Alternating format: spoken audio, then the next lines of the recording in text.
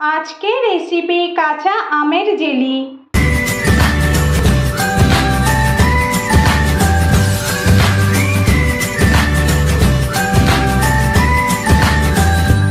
নমস্কার বন্ধুরা, অপরাজিতাস কিচেনে আপনাদের সবাইকে স্বাগত। আশা করি আপনারা সবাই ভালো আছেন। আজ আমি কাঁচা আমের জেলি বানাবো। কিভাবে খুব সহজেই এটা আমি বানাবো তা দেখে নিই।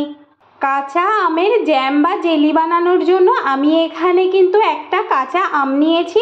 এই আমটাকে আমি খোসা ছাড়িয়ে কেটে নেব, আর আমের ভেতরে যে আটিটা আছে সেটাকে আমি বাদ দিয়ে দেব।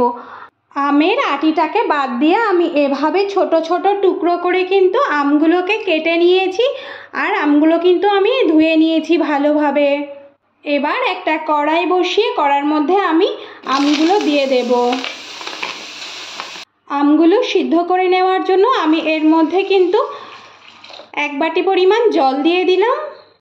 এবার একটু লবণ দিয়ে আমগুলোকে আমি সিদ্ধ করে নেব।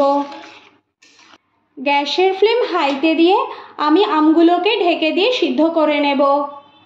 এই আমটা কিন্তু আপনারা প্রেসার কুকারেও সিদ্ধ করে নিতে পারেন, তাহলে সময়টা খুব কম লাগবে।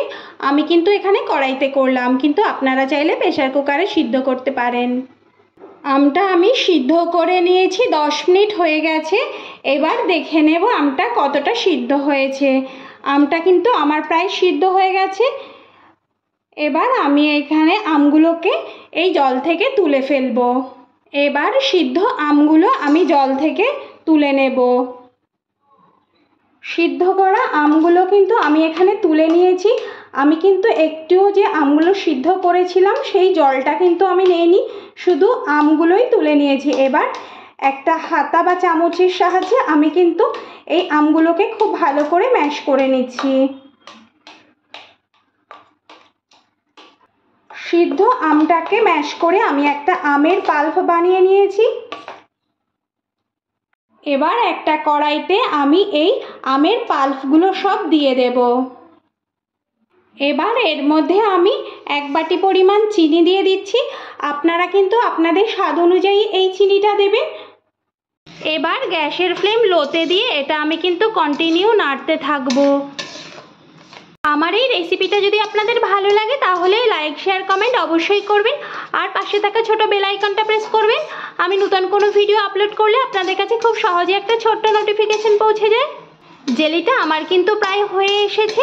আপনারা চাইলে এর মধ্যে কিন্তু গ্রিন কালারের ফুড কালার ইউজ করতে পারেন, কিন্তু আমি ওটা দিলাম না, আমি ওটা স্কিপ করলাম। ঘরে যেহেতু বানাচ্ছি, একেবারে ফ্রেশ আর ক্লিনই খাওয়া ভালো, সেজন্য আমি কিন্তু এখানে ফুড কালার ইউজ করছি না। কাঁচা আমের জেলিটা কিন্তু আমার রেডি হয়ে গেছে। আমি কিন্তু এটা গ্যাসটা অফ করে দিয়েছি। এবার এর মধ্যে আমি একটু লেবুর রস দিয়ে দিচ্ছি। এটা দিলে কিন্তু অনেক দিন ভালো থাকে। আর আপনারা কিন্তু এখানে ভিনিগার ইউজ করতে পারেন। আমি এখানে ভিনিগার দিলাম না, শুধু পাতিলেবুর রস দিলাম। আপনারা চাইলে কিন্তু ভিনিগারটা ব্যবহার করতে পারেন। এবার আমি এই গরম অবস্থাতেই একটা পাত্রে, কাচের পাত্রে অথবা বাটিতে কিন্তু আমি ঢেলে নেব। হয়ে গেল আমার কাঁচা আমের জেলি। এখানে আমি কাঁচা আমের জেলিটা একটা কাচের বাটিতে তুলে নিয়েছি। আপনারা কিন্তু একটা কাচের বয়াম বা কাচের পাত্রে তুলে নিতে পারেন। এটা কিন্তু গরম অবস্থাতেই রাখতে হবে, না হলে সুন্দরভাবে সেটিং হবে না। আমি এখানে একটা বাটিতেই তুলে নিয়েছি। হয়ে গেল আমার কাঁচা আমের জেলি। এবার আমি এটাকে ঠান্ডা করে ফ্রিজে কিন্তু স্টোর করে রাখবো। এভাবে কাঁচা আমের জেলি বানিয়ে আপনারা কিন্তু ঘরে স্টোর করে রাখতে পারেন। এটা কিন্তু কয়েক মাসের জন্য ভালো থাকে। 4-5 মাস আপনারা কিন্তু এভাবে বানিয়ে রাখতেই পারেন। হয়ে গেল আমার কাঁচা আমের জেলি। আজ এ পর্যন্তই। দেখা হবে পরবর্তী নতুন ভিডিওতে। ভালো থাকবেন, সুস্থ থাকবেন। ধন্যবাদ।